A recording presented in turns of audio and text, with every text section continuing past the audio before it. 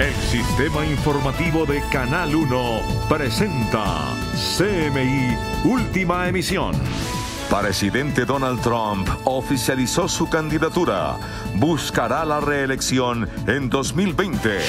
Cayó el mayor cargamento de cocaína en Estados Unidos. Droga era colombiana y su valor alcanzaba los $1.000 millones.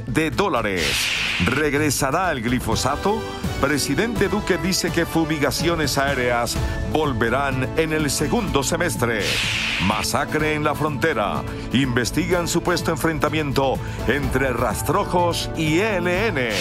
¿Qué pasó con la plata de la ayuda humanitaria para desertores venezolanos? Embajador de Guaidó pide una investigación. Aprueban prima extra para trabajadores que ganen más de 3 salarios mínimos. Con tutela buscan que Jesús Santrich regrese a la cárcel. Controla a youtubers o influencers. Superintendencia busca regularizarlo. Margarita Ortega y Luisa Tobo.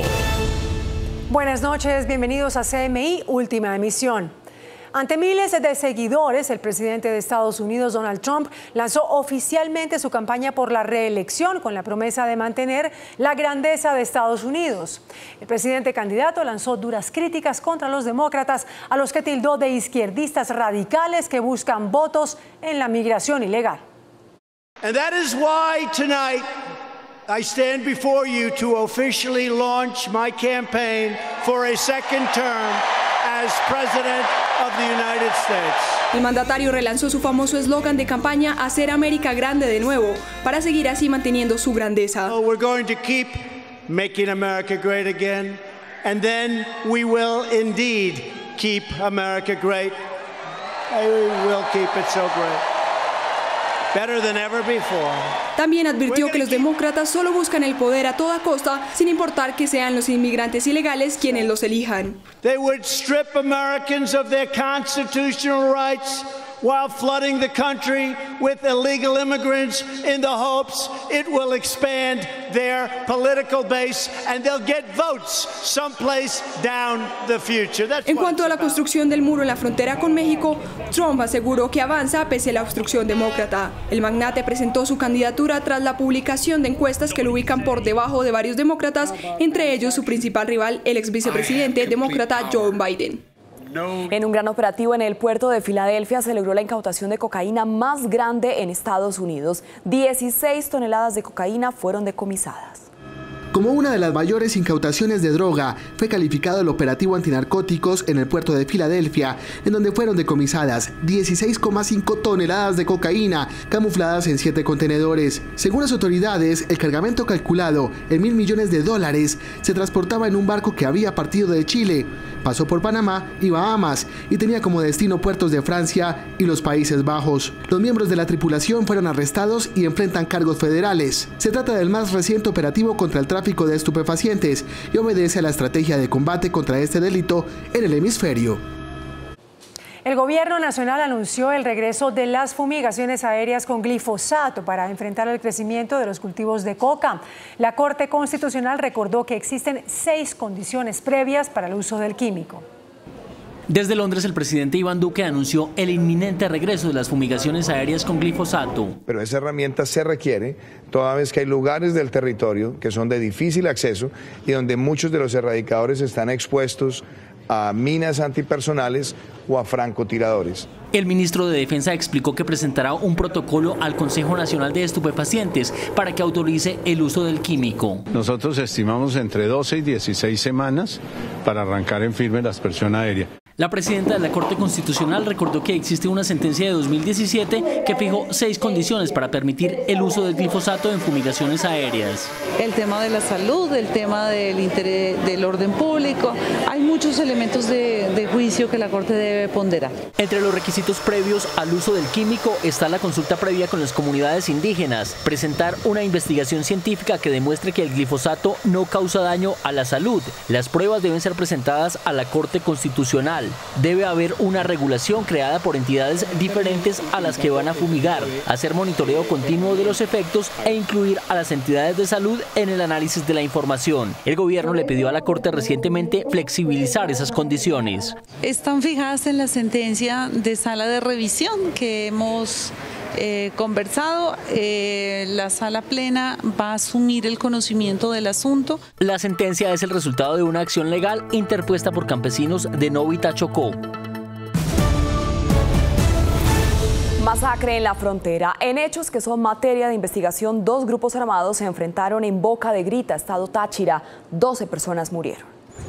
Según habitantes de Boca de Grita, en el estado Táchira, limítrofe con el municipio de Puerto Santander, se presentó supuestamente una masacre, dejando como saldo 12 personas muertas y 15 heridas, luego de un enfrentamiento de grupos delincuenciales al margen de la ley. En la huida a territorio colombiano, 2 hombres fueron capturados. Se aborda esta embarcación. Allí están 2 ciudadanos con un fusil, una pistola, 3 granadas con prendas de uso privativo de las fuerzas militares. Posteriormente, en la misma zona, otro integrante de los rastrojos que también participó del enfrentamiento en Boca de Grita se entregó a las autoridades. Sigue la novela por los recursos para la atención de militares desertores venezolanos. El embajador en Colombia, asignado por el autojuramentado presidente Juan Guaidó, le solicitó a la Fiscalía colombiana que investigue el presunto desvío de la ayuda económica. Según la denuncia que presentó ante la Fiscalía General el embajador Humberto Calderón Berti, por lo menos 2 personas deben ser investigadas ante las versiones según las cuales se habrían apropiado de parte de un fondo de $100.000 que estaban destinados para la atención de los militares venezolanos que se refugiaron en Colombia. Básicamente facturas adulteradas, relaciones de gastos sin comprobantes, malversación de algunos de los recursos. Mientras tanto, el coordinador internacional de la ayuda humanitaria para los venezolanos, Leister Toledo, denunció que lo que él llamó miserable y perversa dictadura ha dejado morir a 1.557 venezolanos en los hospitales por falta de insumos médicos. Yo no lo llamaría que se murieron, yo les diría que fueron asesinados. Nicolás Maduro asesinó a casi 1.600 venezolanos en los hospitales por no tener insumos. Tanto el embajador como el coordinador de la ayuda humanitaria aseguraron que el gobierno del designado presidente Juan Guaidó nada tiene que ver con los hechos que se han denunciado por posibles malos manejos de un fondo en Colombia. Aprobado en segundo debate por el Senado de la República el proyecto que crea una prima extra para los trabajadores que reciban hasta 3 salarios mínimos. El proyecto de ley, cuya autoría es del senador Álvaro Uribe y su partido, el Centro Democrático, contempla gradualidad dependiendo del tamaño de la empresa para el pago de la prima a la canasta familiar. 5 días adicionales de prima para trabajadores de pequeñas empresas, 10 adicionales para trabajadores de medianas empresas y 15 de salario mínimo, prima extra adicionales para grandes empresas. Nosotros en el Centro Democrático pensamos que el país necesita menos impuestos, más salario. Ese pago se hará de manera gradual, como lo explica el ponente del proyecto, el senador Gabriel Velasco. Se pagará en 2 momentos en el año, primero en marzo y el segundo en septiembre. A pesar de que la iniciativa recibió el respaldo de todos los partidos políticos con asiento en el Senado de la República, el gobierno nacional se opone. El ministro de Hacienda hizo llegar una carta en la que manifiesta que no hay recursos en lo que atañe al presupuesto público para atender a los cerca de 500.000 funcionarios que reciben hasta 3 salarios mínimos. Dichos recursos no se encuentran contemplados en el marco fiscal de mediano plazo ni en el marco de gastos de los sectores. La iniciativa será discutida en la próxima legislatura en la Cámara de Representantes. El gobierno hizo hoy un llamado a los empleadores, sean personas jurídicas o naturales, para que cumplan con la obligación de pagar la prima de servicios a más de 6.500.000 trabajadores, pero en especial para los empleados domésticos. La prima de junio la recibirán aproximadamente 6.500.000 trabajadores, de ellos 600.000 empleados domésticos a los cuales el gobierno presta especial atención y protección. Toda aquella persona que emplea una trabajadora doméstica, una cuidadora o cuidador de una finca, un chofer, un jardinero, debe responder por la prima en su primer pago de aquí al 30 de junio. La prima equivale al 50% del salario mensual. Se debe pagar proporcional al tiempo trabajado en los últimos 180 días. El no pago conllevará sanciones. Hay sanciones que impone el Ministerio del Trabajo que pueden ascender hasta 1 día de salario de la persona por cada día de retraso en el pago de esta prima. El gobierno pide que los trabajadores que no reciban el pago de su prima denuncien ante las oficinas del Ministerio de Trabajo, que aplicará las respectivas sanciones. La Fiscalía decomisó 6 lujosas propiedades de una banda que estafó a más de 50 pensionados en Estados Unidos, haciéndoles creer que eran los ganadores de un millonario acumulado de la lotería. Una millonaria estafa detectaron las autoridades nacionales y la justicia de Estados Unidos que involucraría a un colombiano y un canadiense que presuntamente se apropiaron de $1,5 millones de adultos mayores. Según la investigación, los dos estafadores contactaron a más de 50 personas de la tercera edad en California, Estados Unidos, a quienes les aseguraron que eran los ganadores de un millonario acumulado de la lotería, lo cual era falso. Convencían a las víctimas de girar en forma anticipada valores correspondientes supuestamente al pago de impuestos o seguros asociados con estos premios de lotería, con la idea de que después les harían llegar el premio a sus domicilios. Este martes, agentes del CTI llegaron hasta 6 propiedades que fueron adquiridas con estos dineros ilegales, entre las que figuran lujosas fincas y un apartamento en el sector del Poblado en Medellín. Los bienes decomisados fueron valorados en $5.000 millones. Vandalizados los primeros buses de Transmilenio por hinchas de Millonarios. Los hinchas azules que celebraban el cumpleaños 73 de la institución grafitearon y rompieron los vidrios de 2 articulados en el sur de Bogotá que apenas tenían 3 días de haber entrado en funcionamiento. Las autoridades revisan cámaras de seguridad para identificar a los desadaptados. Se salvaron de milagro. Tripulantes de un bus escalera salieron ilesos cuando un derrumbe arrastró y destruyó el vehículo.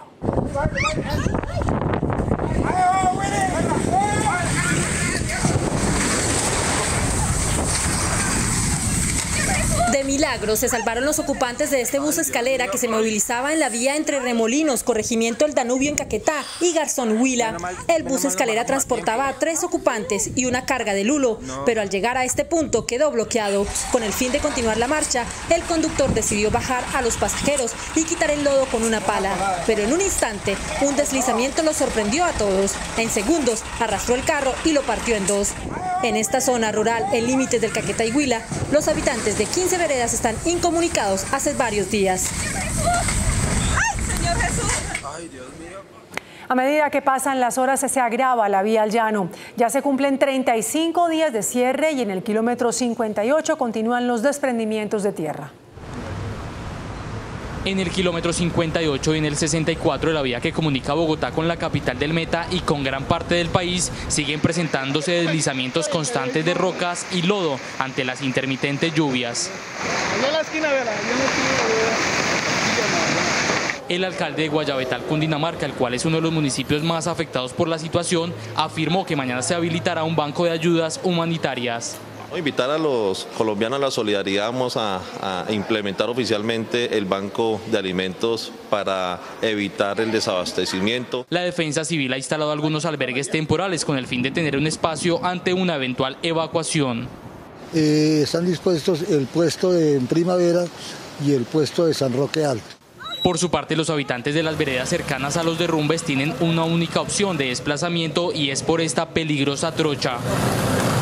Dura, ¿cómo está esa carretera? Y todos los días nos toca por acá transitar y muy duro. En la capital del Meta las pérdidas económicas siguen aumentando. La valoración de todos los gremios de la producción aquí en el territorio es cercana al $1,5 billones de pesos. Por eso hemos reclamado del gobierno la declaratoria de la emergencia, se puedan tomar medidas excepcionales, suspender el IVA, tener una regulación del mercado de los tiquetes aéreos, tener la posibilidad del control de precios o un subsidio al flete de los combustibles. Ya empezamos. La remoción de material del kilómetro 58 avanza lentamente por las condiciones de seguridad que se presentan en esta zona. La Sala Civil de la Corte Suprema de Justicia estudia una tutela que se presentó contra el fallo que ordenó la libertad del exguerrillero de las FARC, Seusis Pausías Hernández, conocido como Jesús Santrich. La tutela fue instaurada por un grupo de ciudadanos quienes aseguran que la Corte se equivocó al señalar que Santrich es congresista porque el Consejo de Estado negó su pérdida de investidura. El superintendente de Industria y Comercio, Andrés Barreto, anunció un marco regulatorio para los influenciadores en redes sociales. La Superintendencia de Industria y Comercio anunció un marco regulatorio para tener un mayor control sobre los influenciadores o los llamados youtubers. La medida es con el fin de garantizar la protección de los consumidores. Ya encontramos que esto es un vehículo de promoción, de publicidad, de influir en la decisión de consumo. Lo segundo es que obviamente hay unas leyes que regulan ya la publicidad en lo que son los medios tradicionales y estos otros contenidos o plataformas no están regulados. Se tomará la experiencia de las medidas que se han tomado en el Reino Unido. Vamos a suscribir un memorando de entendimiento con ellos para compartir experiencias y también en el marco de la OCDE, en donde estuvimos hace un par de semanas con el Perú, con el Indecopi, que es mi entidad homóloga, empezamos a tener conversaciones porque ellos también van a hacer una guía de influenciadores. El marco regulatorio se tendrá en su totalidad en los próximos meses. En libertad quedó el expresidente de la UEFA, Michel Platini, luego de ser interrogado por un presunto caso de corrupción relacionado con el Mundial de Qatar 2022. El dirigente estuvo 12 horas detenido. El cuestionado expresidente de la UEFA, Michel Platini, recuperó su libertad tras ser interrogado por más de 15 horas por un presunto caso de corrupción en la designación de Qatar como sede del Mundial de Fútbol 2022. Desde 2016, la Fiscalía Financiera de Francia ha realizado una serie de pesquisas por la adjudicación de la sede basada en una supuesta reunión secreta que sostuvieron en el año 2010 el entonces presidente francés Nicolas Sarkozy, las autoridades deportivas cataríes y Platini en el Palacio del Elíseo, en la que se habría acordado que el Mundial de 2022 se realizaría en Estados Unidos, pero supuestamente Platini cambió irregularmente los planes al votar por Qatar para favorecer intereses políticos del gobierno francés. Un avión eléctrico capaz de volar más de 1000 kilómetros con 9 pasajeros a bordo hizo su debut en el Salón Internacional de la Aeronáutica de París. Eviation, el fabricante de esta aeronave, busca reducir el impacto ambiental y los costos que genera un avión tradicional que utiliza combustibles fósiles. Tras los vuelos de prueba de este año y la certificación de 2021, Eviation planea enviar el primer vuelo comercial en 2022. Groenlandia se está derritiendo. Esta fotografía muestra la realidad del cambio climático. Un científico encontró que el hielo marino se había convertido en enorme extensión de agua. Esta situación enciende las alarmas sobre el calentamiento global.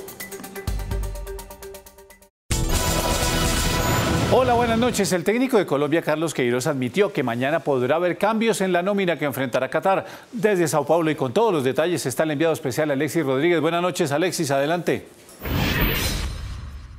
Germán, buenas noches. Nos encontramos en el Estadio Morumbí con capacidad para 67.000 espectadores, de los cuales se esperan que 20.000 de ellos mañana sean colombianos para el partido ante Qatar en esta segunda fecha del Grupo B de la Copa América. Hoy el técnico de la Selección Colombia habló en rueda de prensa y resaltó las cualidades de Qatar.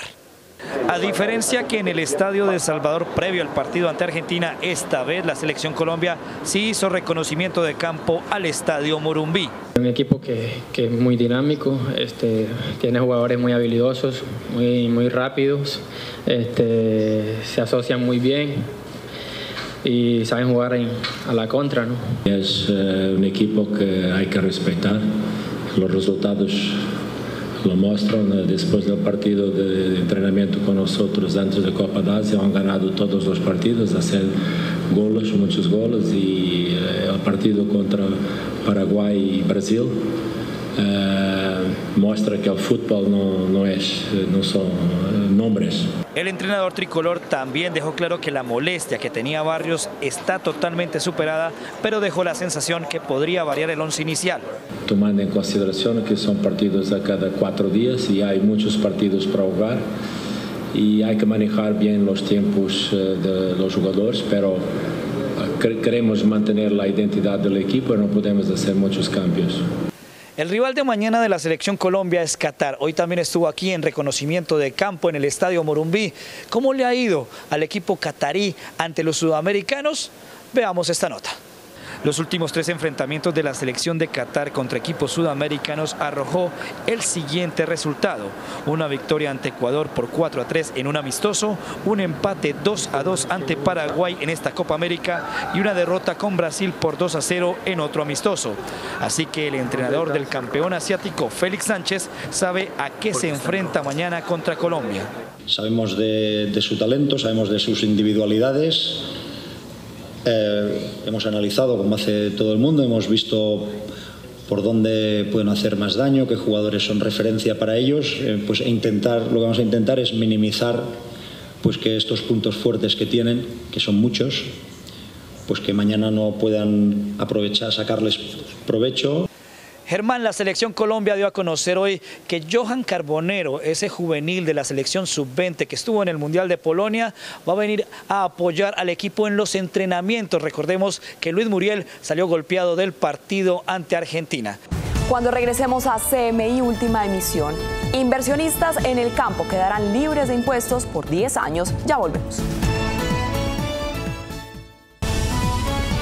Las inversiones que se realicen en el campo colombiano con el fin de generar empleo estarán exentas del impuesto sobre la renta. El gobierno tiene listo un decreto que busca impulsar la generación de empleo en el campo. Así, las inversiones superiores a los 856 millones de pesos que se realicen durante los próximos 6 años y generen como mínimo 10 empleos estarán exentas del impuesto de renta. Una exención efectivamente para tratar de promover el campo colombiano. El Ministerio de Agricultura determinará si la propuesta de inversión es susceptible de incrementar la productividad para dar vía libre a los beneficios de impuestos. Entonces, no pagaría impuestos en los próximos 10 años siempre y cuando cumpla con los requisitos establecidos tanto en la ley como en el decreto reglamentario. Las sociedades beneficiarias deberán constituirse antes del 31 de diciembre de 2021. Hasta aquí CMI Última Emisión. No se pierda de lunes a viernes CMI Primera Emisión a las 11:30 de la mañana. Solo por el Canal 1.